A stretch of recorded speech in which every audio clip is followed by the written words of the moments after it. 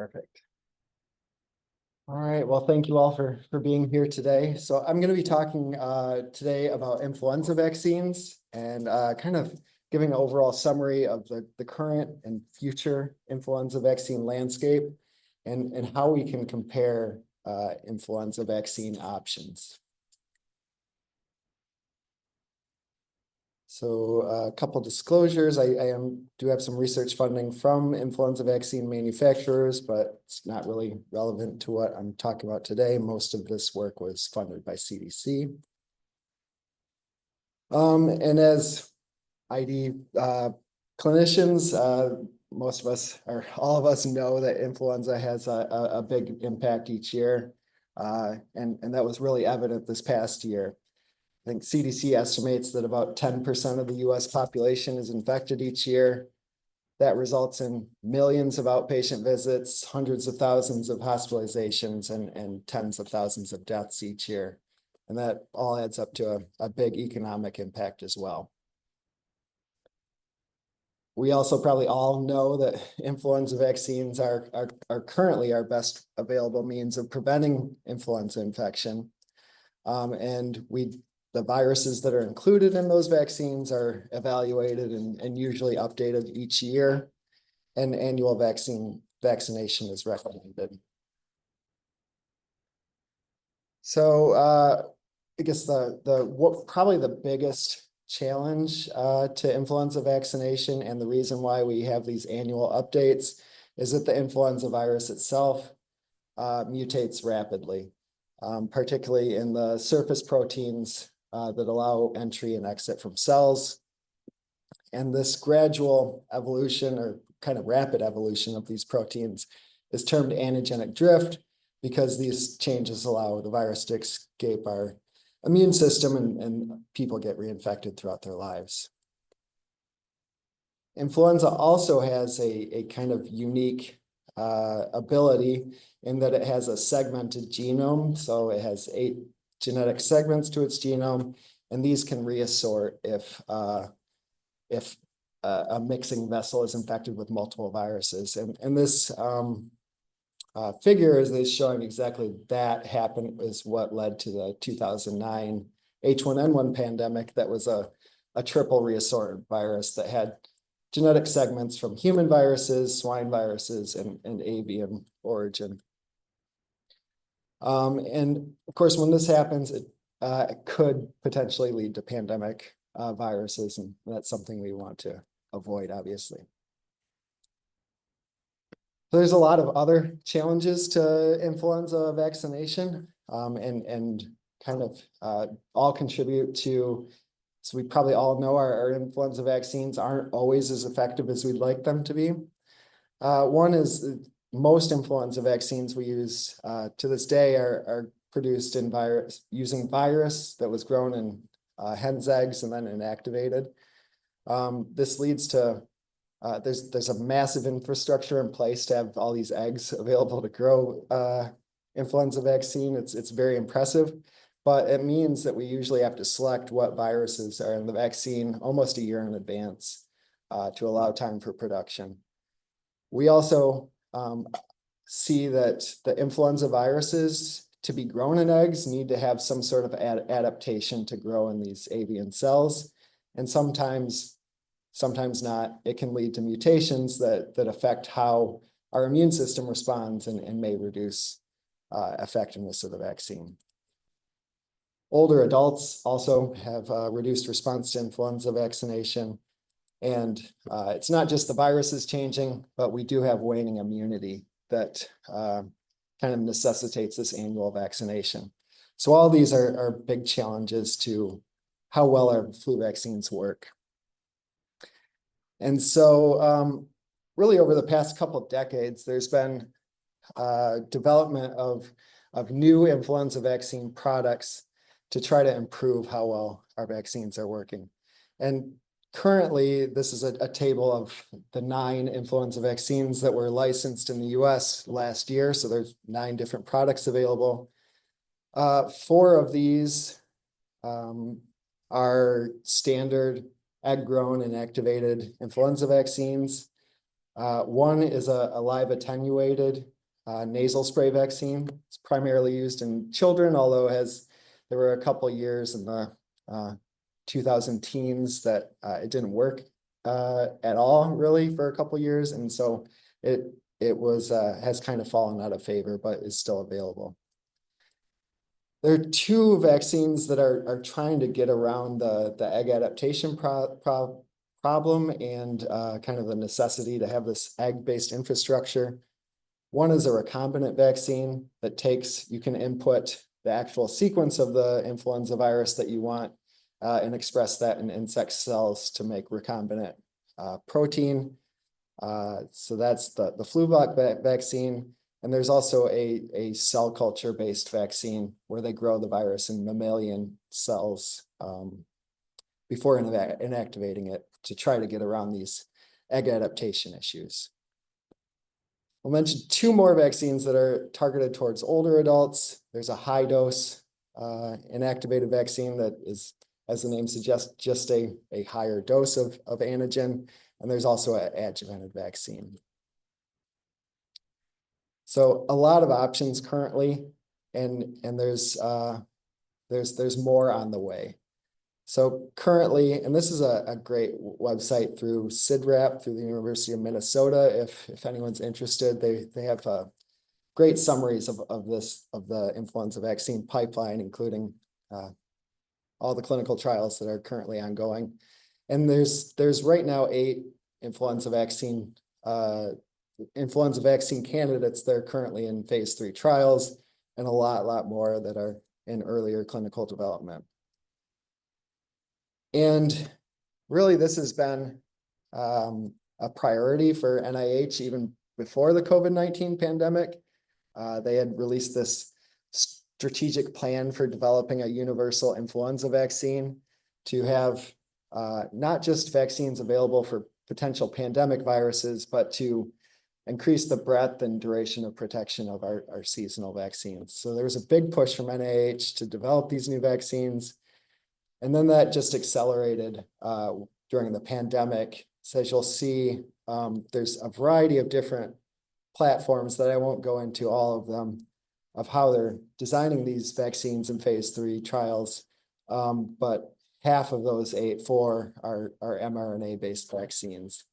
And that's really, I think, a direct follow-on effect of the pandemic and technologies that were advanced during that time. So we have a lot of vaccine products, more are on the way. CDC's Advisory Committee for Immunization Practices, at least currently, recommends that all persons aged 6 months or older who do not otherwise have contraindications receive a flu vaccine each year. And they do preferentially recommend that adults 65 years or older receive either the high-dose vaccine, recombinant vaccine, or adjuvanted vaccine. And there was a fair amount of evidence that went into those preferential recommendations,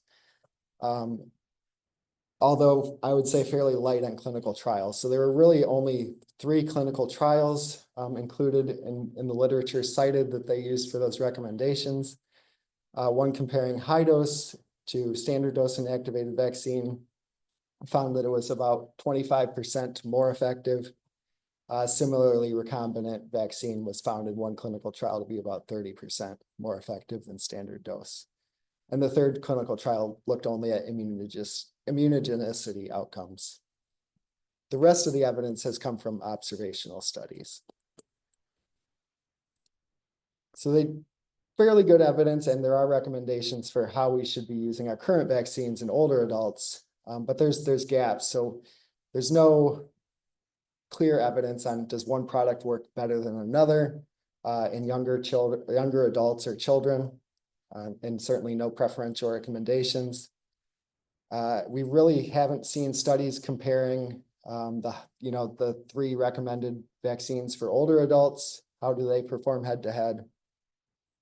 And again, there was relatively few clinical trials that were carried out during single seasons, and we know influenza changes year to year.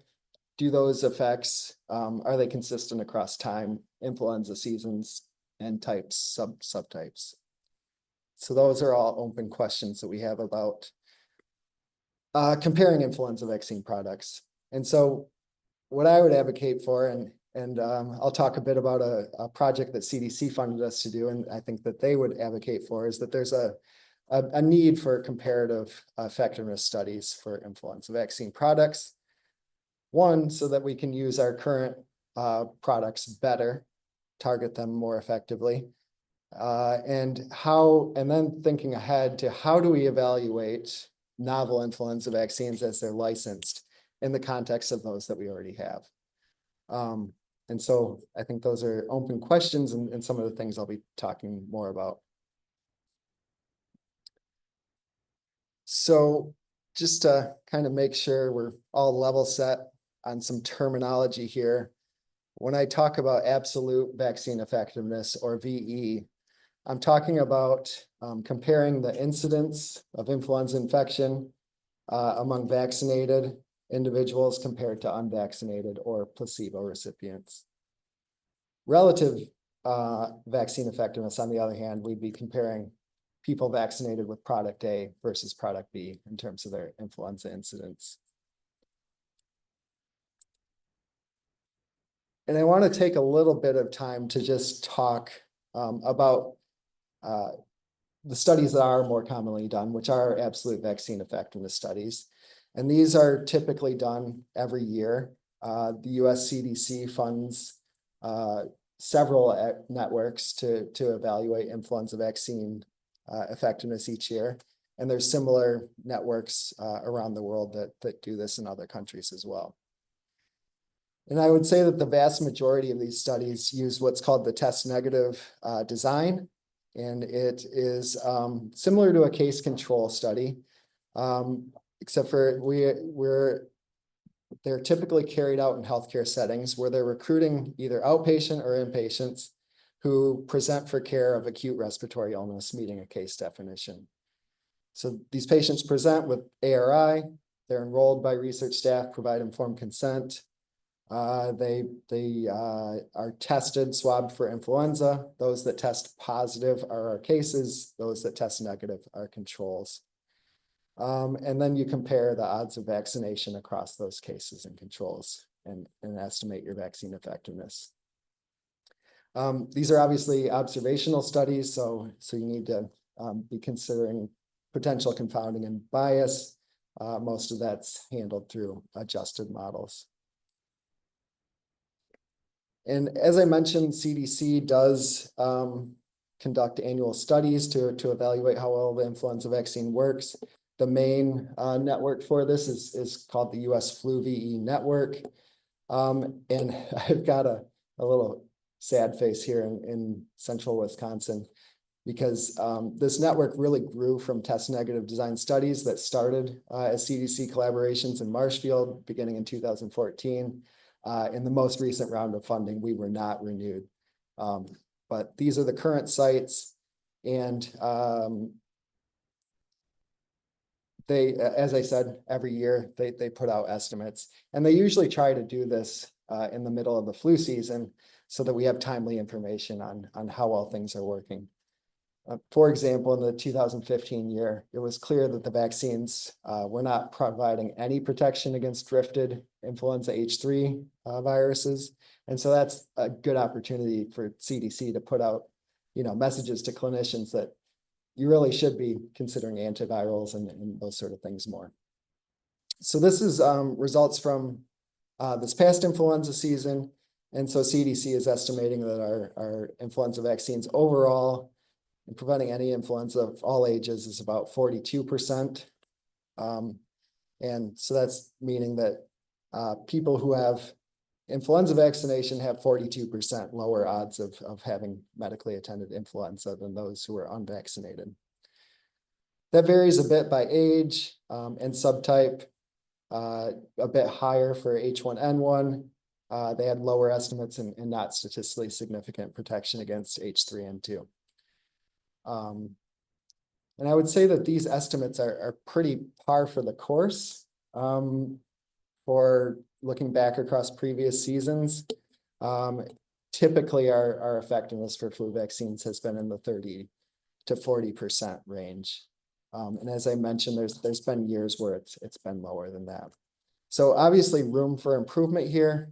I will note that even with these kind of modest levels of effectiveness, CDC modeling studies show that we are still preventing a substantial number of hospitalizations and deaths, even with these kind of suboptimal effectiveness. So not ideal, but the best tool we have at the moment. All right, so back to relative vaccine effectiveness. It's challenging. And so the question might be, why aren't we just doing this in the US Flu Vaccine Effectiveness Network?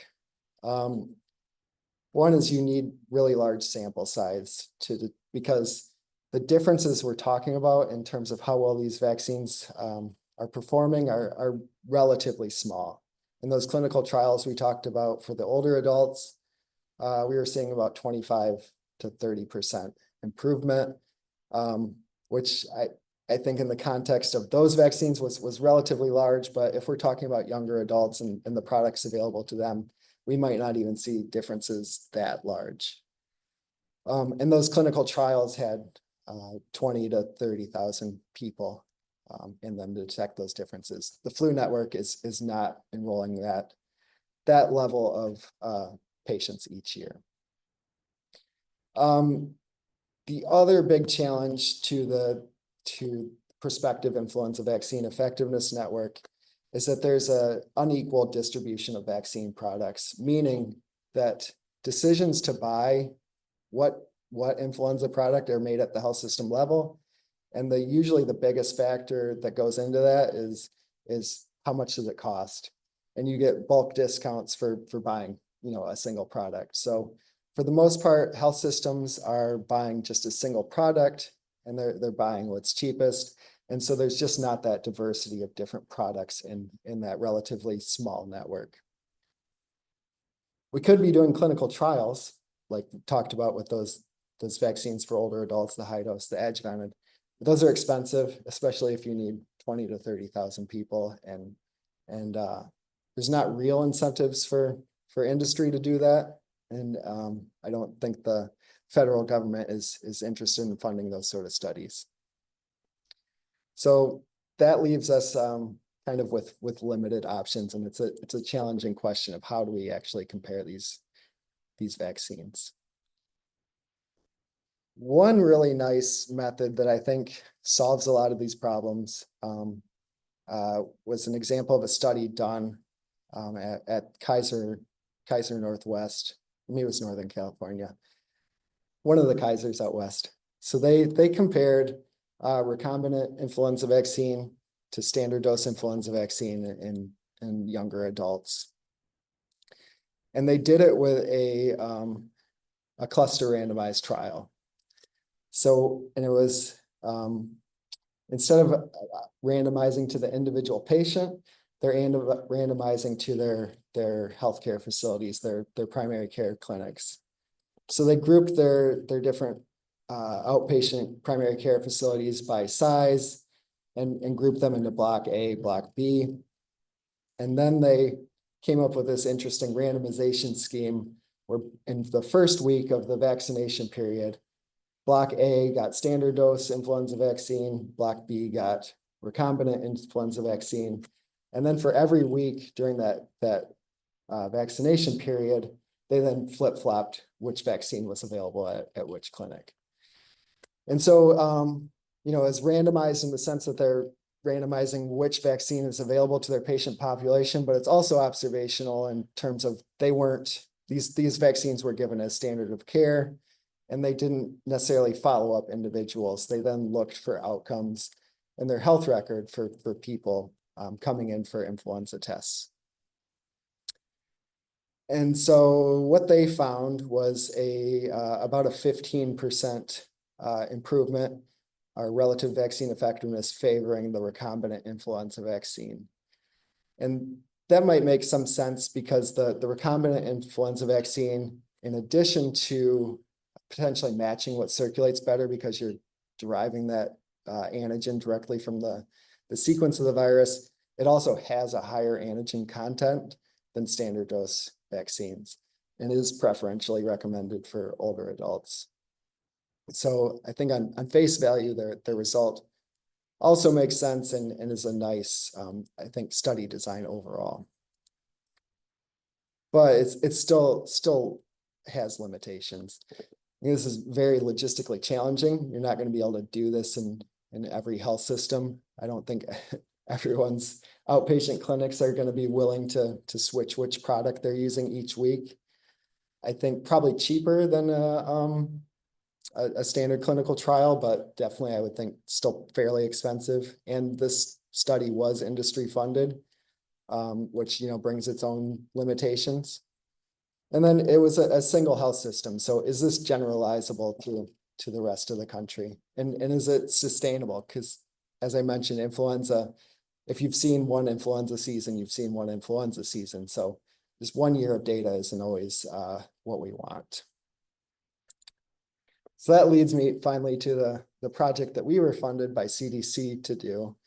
And that was to develop a strategy to compare effectiveness of influenza vaccine products, really using kind of pooled EHR data sets.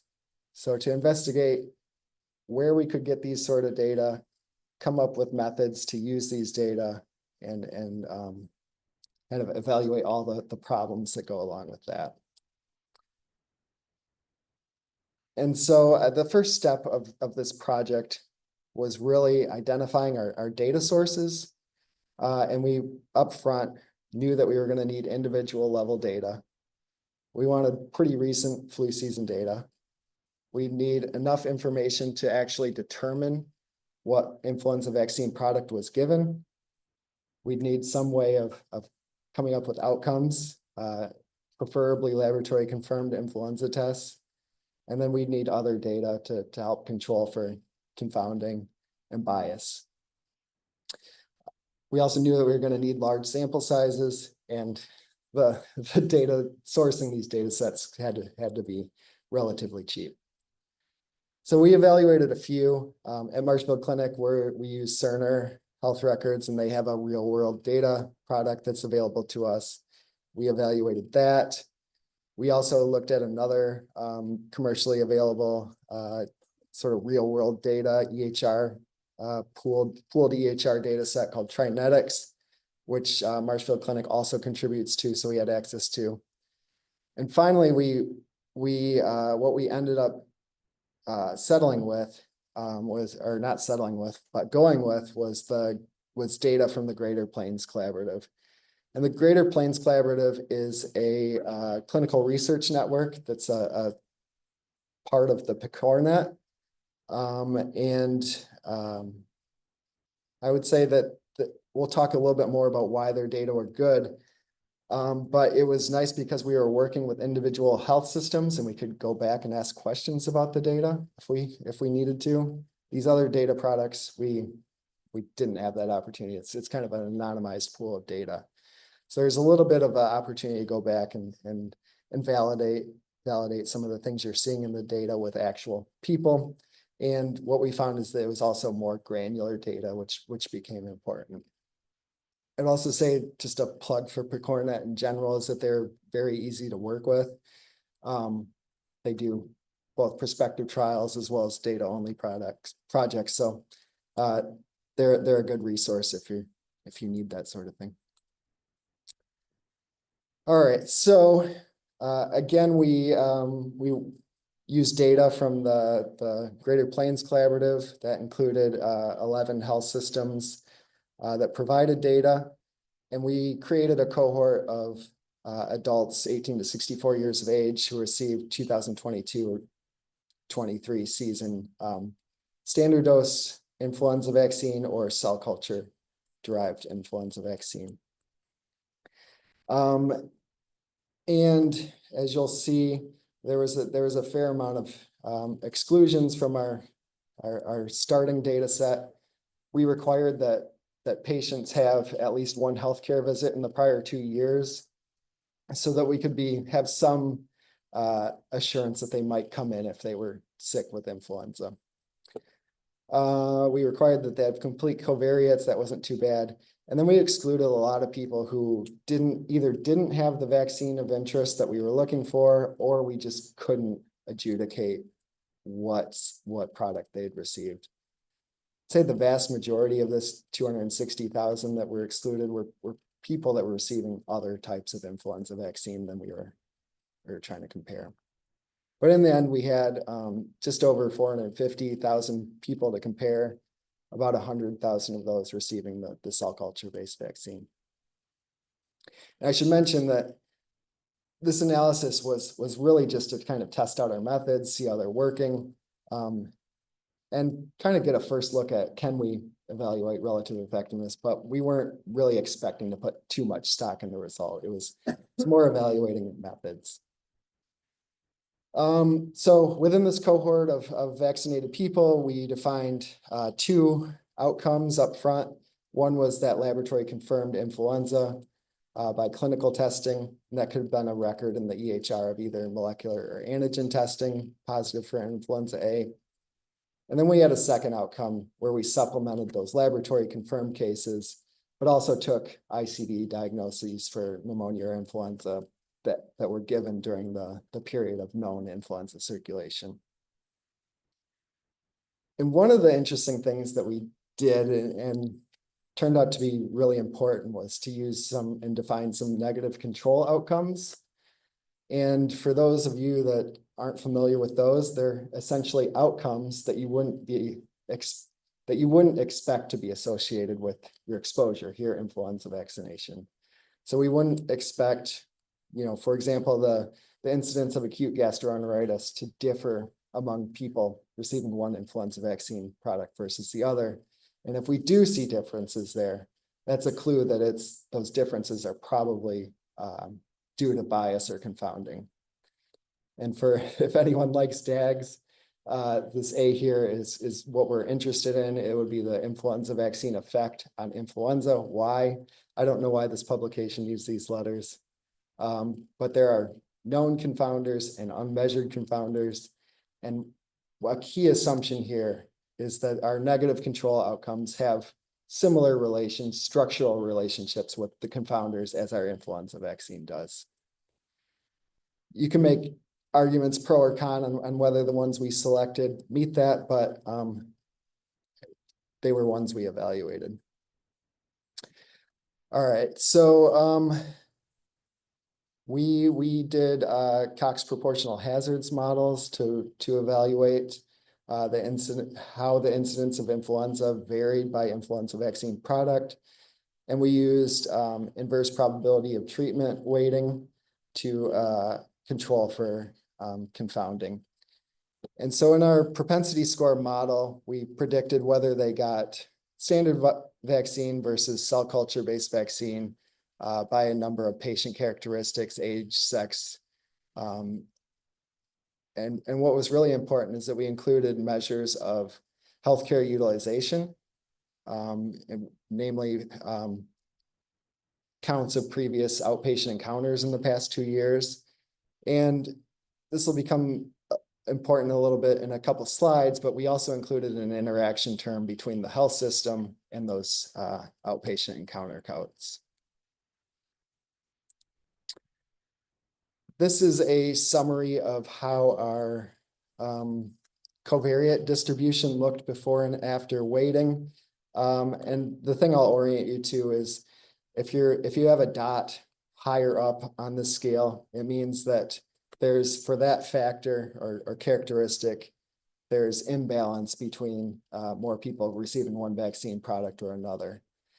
And as you might expect, as I talked about, where vaccine purchasing decisions are typically made at the health system level, our strongest imbalances were by health system. And then we also saw some fairly sizable imbalances based off of what month you received your influenza vaccine.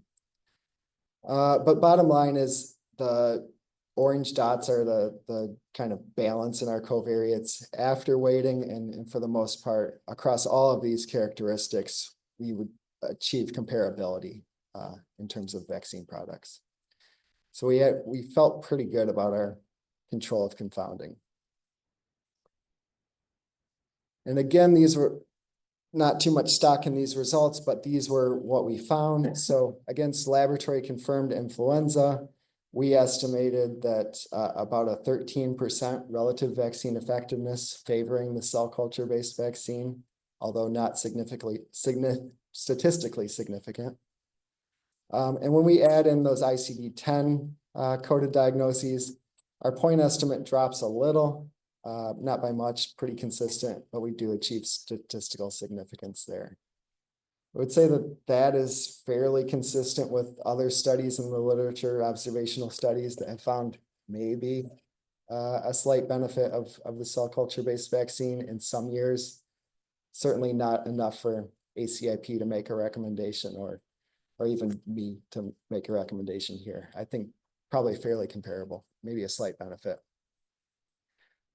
Of note, we were pretty happy with this final outcome of looking at our negative control outcomes, where all of those point estimates comparing how well product A versus B would protect against urinary tract infection, cellulitis, acute gastroenteritis, that there were no differences comparing those products. The point estimates were all right around 0 and wide confidence intervals. So that gave us a bit of confidence that we've taken care of the vast majority of bias.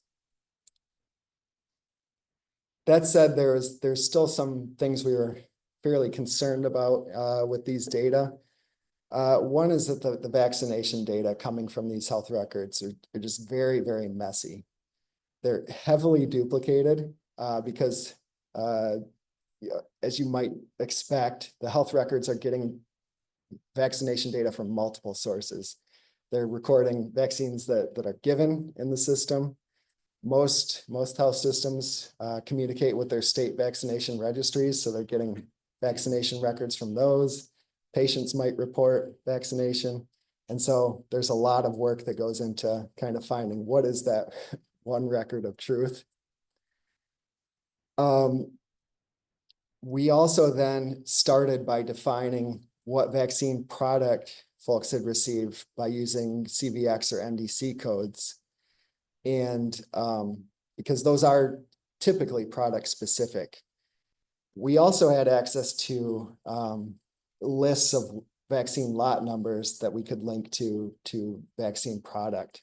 And so when we compared those NDC coded vaccine types, which are on the left, and then compared that to lot number based vaccine type, we get a lot of movement from, for example, IAV4, the standard dose influenza vaccine. When we consider lot numbers, we find that a lot of those actually were cell culture based vaccine in this younger adult population.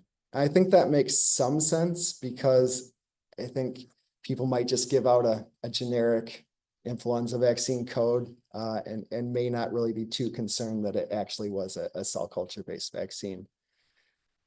I also think that there's some reason to put more stock in the lot numbers. I think that those are probably a little bit more important to be recorded appropriately.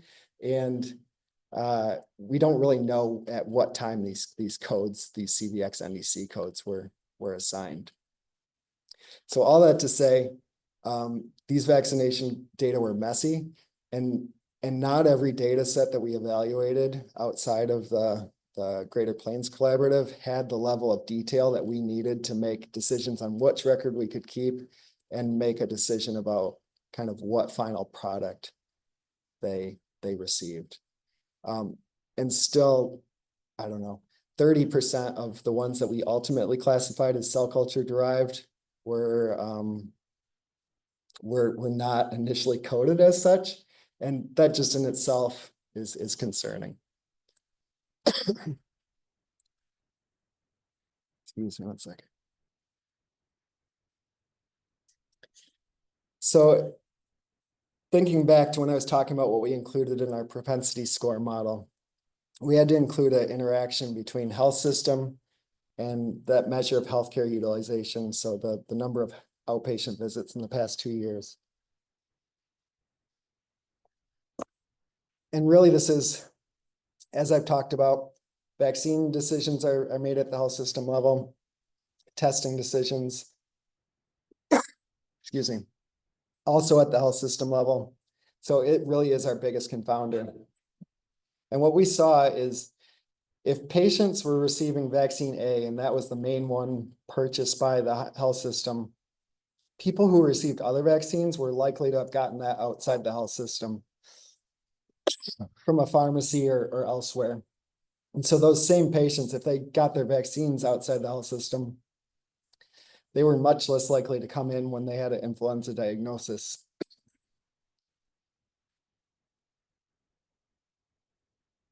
Excuse me. And that varied by health system. So one health system might have purchased a cell culture-based vaccine, and those were the high healthcare utilization people. The other health system might have used standard dose, and those were their high healthcare utilizing people. And so we really needed to account for that with an interaction term. And when we did not have that interaction term, what we saw, so the green dots and arrows are results I already presented. The purple are when we don't include that interaction term in the propensity score weights. And what we see is that our point estimates for relative vaccine effectiveness actually favor the cell culture vaccine a bit more. But when we look at our negative control outcomes, we see an association there where it looks like there's fewer of these outcomes among the cell culture-based vaccine too, and statistically significant in some cases. And so that really was, I think, highlights the importance of these negative control outcomes as a tool for identifying bias in your analyses.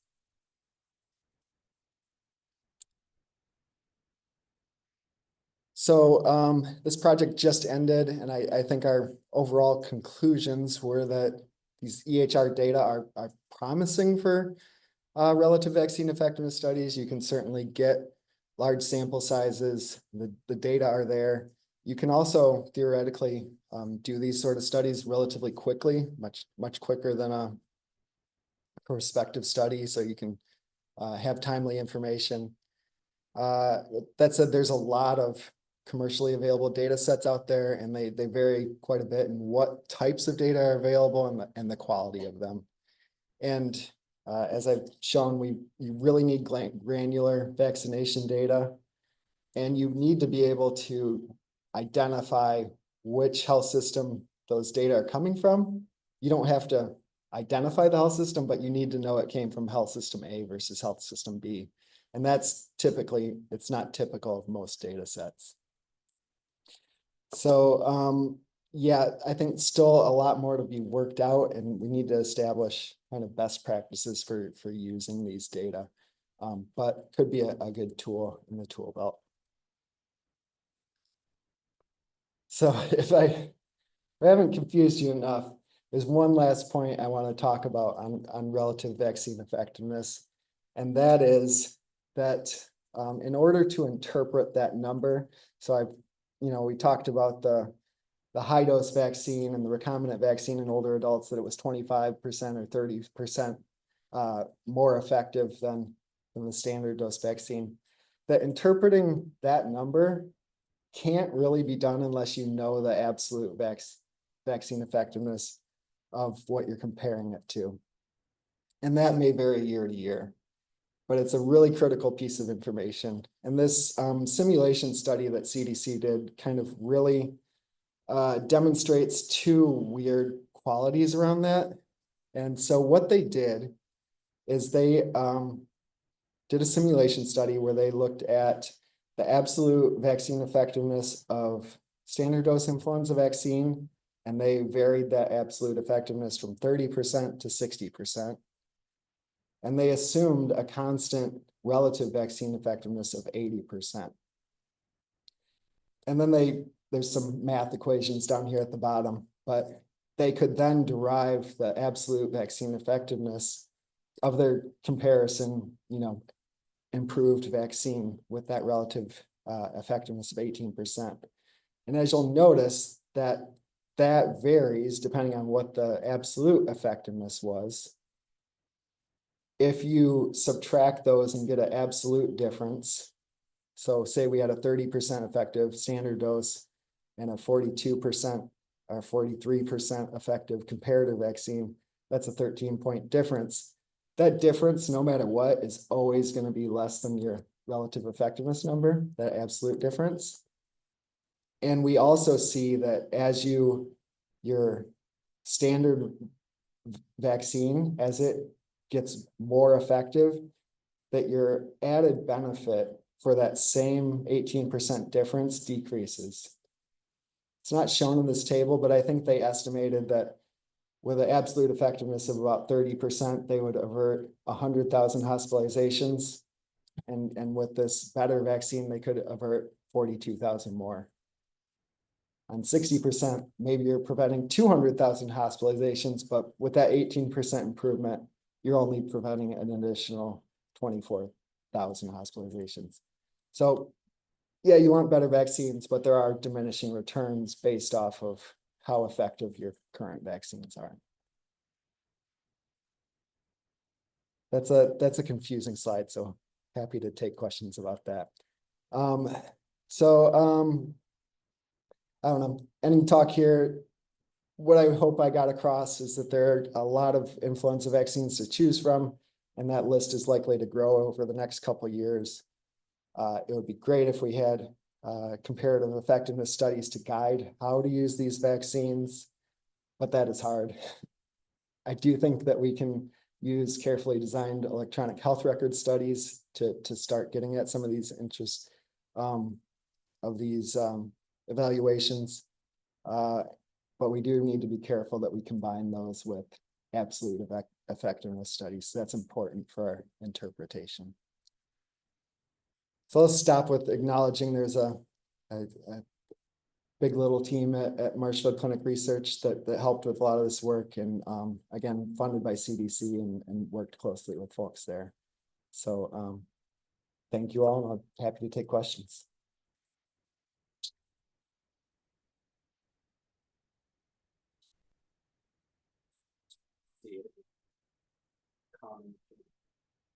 Questions, I guess the comment you would chuck in the chat. So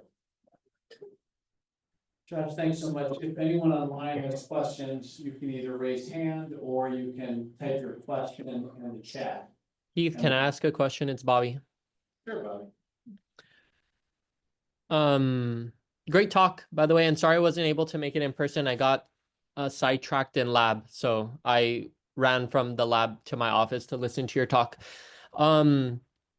You know, obviously you talk a lot about vaccine effectiveness for flu, but I'm also wondering how you factor in like existing immunity. So obviously people have immunity from the prior years, maybe as recent as the prior months, where you may be exposed to the virus either through infection and then get vaccinated, or vaccinated last year and then get vaccinated again. So I'm just wondering how like pre-existing immunity factors into all of these equations, and if that is a consideration in this type of relative vaccine effectiveness research.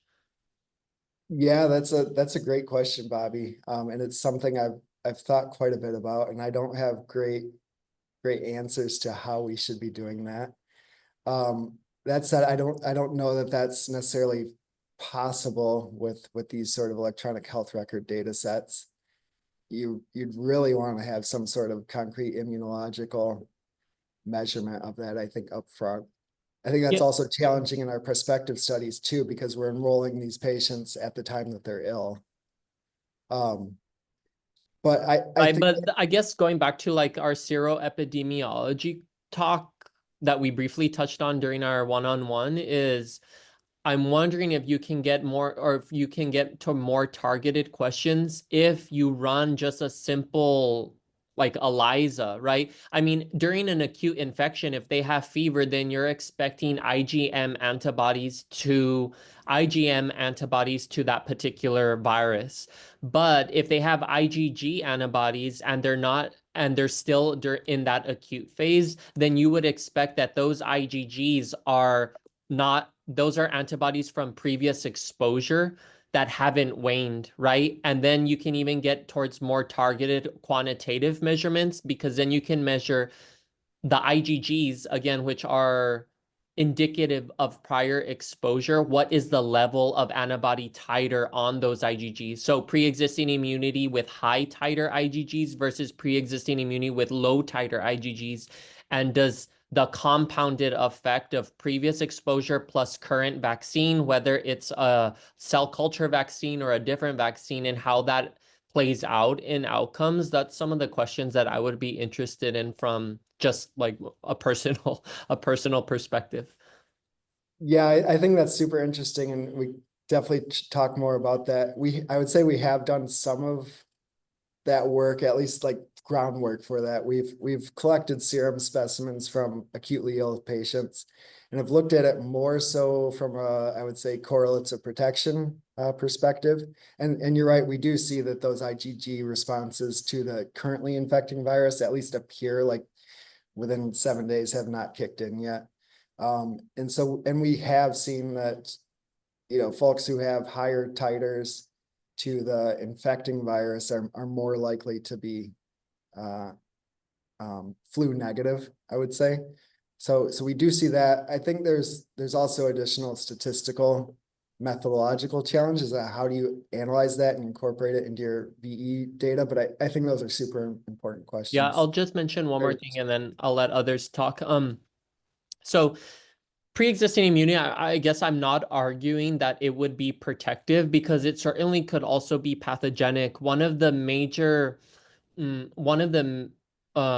antibody dependent enhancement, which is this phenomena where pre-existing antibodies are not capable of neutralizing the currently infecting serotype, and rather those poorly neutralizing antibodies enhance infection. This is a common phenomena that is well studied in the flavivirus field, such as dengue, but it was originally discovered in the context of influenza. So ADE in the context of influenza. So pre-existing immunity, whether low titer or high titer, may actually be pathogenic towards the next vaccine exposure, right? And so yeah, it could go either way, I guess, is what I'm trying to tell you, and it may not necessarily be protective.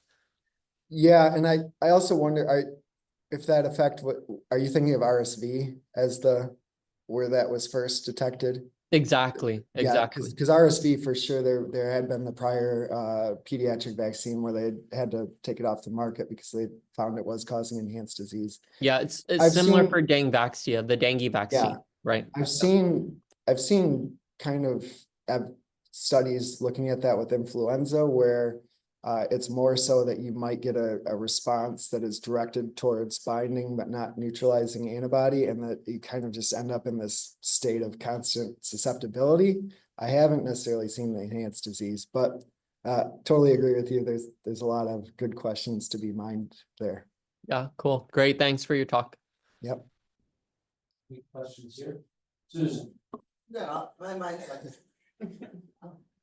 Regarding what, yes, regarding what Bobby just said, I don't think clinically we see this Yeah, enhancement, and if it did happen, I think there would be a lot of arguments about whether you should be getting an annual flu vaccine. I would agree with that, and I haven't seen evidence of that with influenza.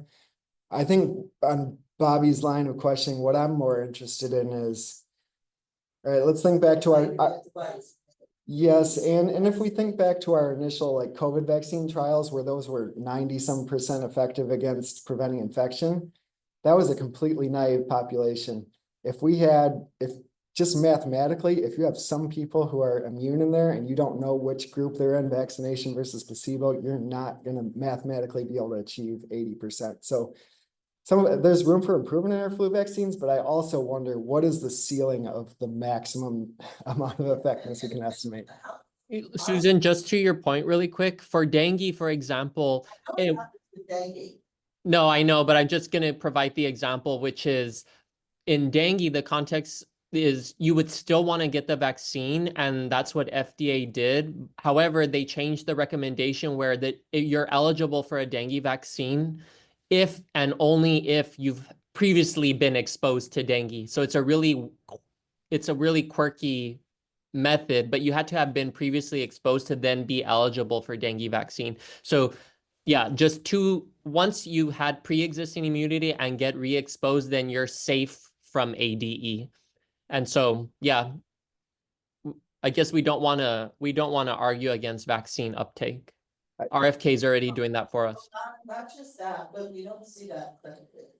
And dengue, you see enhanced disease after infection as well, right? Like on your second infection, you Yeah, the next question is how much of your immune response of protection against flu is antibody versus cellular, because it's not always Yeah. straightforward. Yeah, And, how close are we to a universal vaccine, which might then, I guess, ruin all of your studies that you're doing now?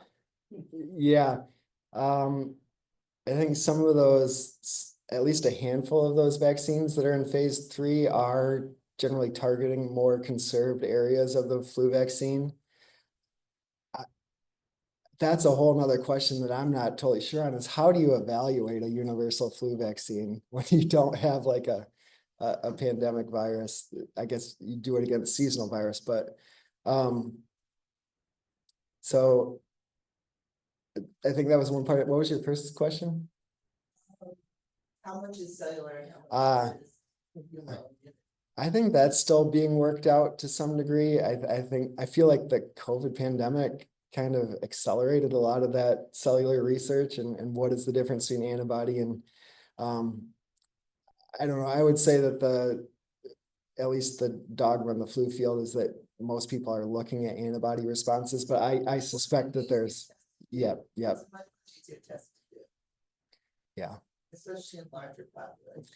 And given that for the most part with our seasonal viruses, people have pre-existing immunity, the vast majority of people don't have severe disease. That would probably argue for T cell immunity there too. The other thing is, it depends, like even if you don't have measurable levels, if you have some memory cells, how long does it take to rev them up for the next episode? Yeah. Yeah. And the next question is your negative studies that you started with the negative control being people who coming with respiratory illnesses that don't have the flu. Mm-hmm. Is that how is that the best control? Or it's a convenient control, but is it the best type of control as opposed to the whole population that doesn't have the flu? I think one of the nice things about using those as controls is that, at least going back to past studies before they used this design, there was a big amount of bias coming from healthcare seeking behavior.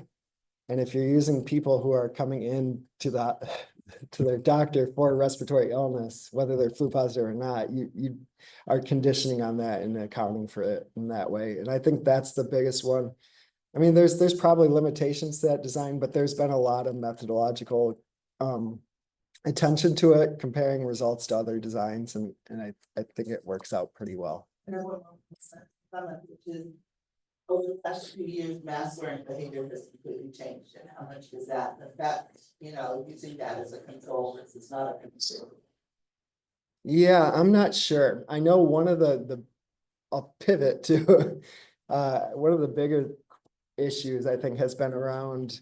So when we first started doing these studies, all our comparison infections were probably caused by other respiratory viruses that we didn't have vaccines for. Now we have COVID vaccines, we have RSV vaccines, and for some people. And those vaccine behaviors are correlated. People that get flu vaccine are probably more likely to get COVID vaccine. And so that messes up your ratios and is something that we need to account for now.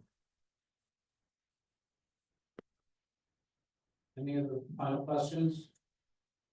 I think I remember you years back talked to me about how vaccine effectiveness is measured, and that's what Susan was getting at.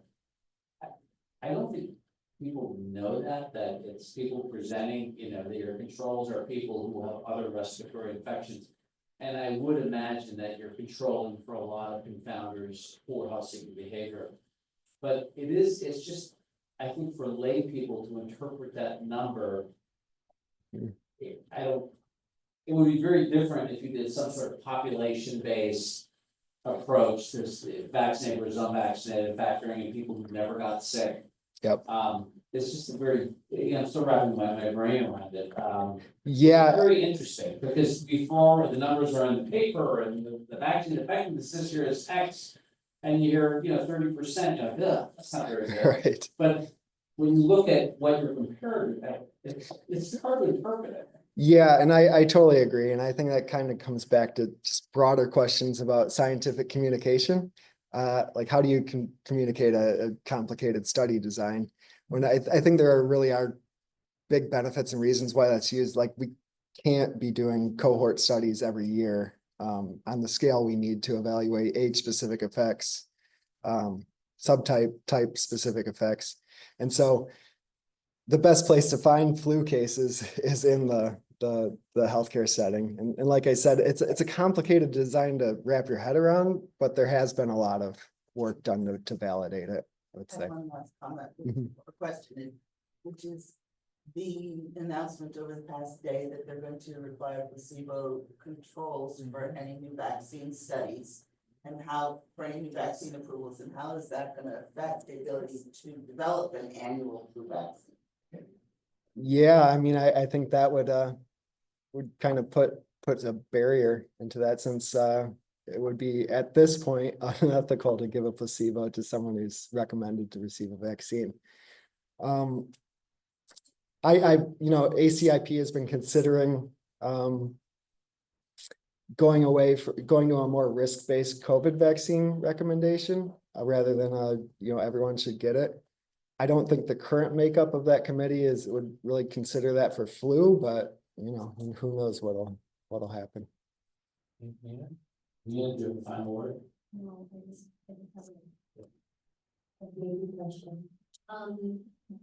Do your numbers compare similarly to countries with like universal health care where cost isn't a factor in seeking medical care for I haven't seen a whole lot of relative effectiveness data from other countries. I'd say it's probably a little bit not as comparable because a lot of other countries do have risk-based flu vaccine recommendations. I think the US is one of the few places where certainly healthy adults are recommended to receive it, and even children in some countries are not recommended to receive. They want it. Yeah, can, but No, not. some cannot. Oh, yeah. Guys, thank you so much for a wonderful talk and great discussion afterwards. Yeah. Thank you. Thank you.